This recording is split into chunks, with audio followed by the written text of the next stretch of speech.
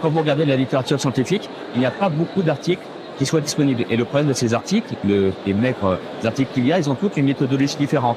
On a la chance, en France, d'avoir plusieurs méthodologies qui soient standardisées et qui permettent donc de pouvoir reproduire des études et surtout de quantifier les émissions et donc de pouvoir les suivre dans le temps. Par exemple, lorsque vous vouliez améliorer un process ou un parcours de soins, il faut bien partir d'une base scientifique validée.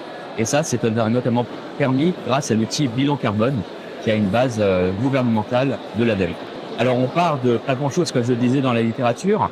On peut, en tout cas, ce qui est sûr, c'est comme fondement méthodologique, c'est plus une intervention va consommer de médicaments et de consommables, c'est-à-dire de dispositifs médicaux, plus elle va être, entre guillemets, polluante, elle va générer des gaz à émission de serre.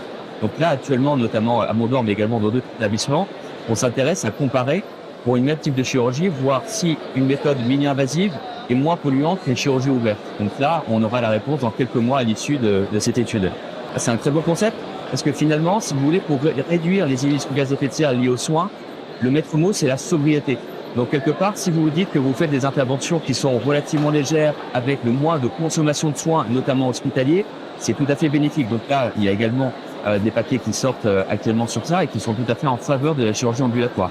On sait que la majorité des émissions de gaz à effet de serre, ce sont les médicaments et les dispositifs médicaux.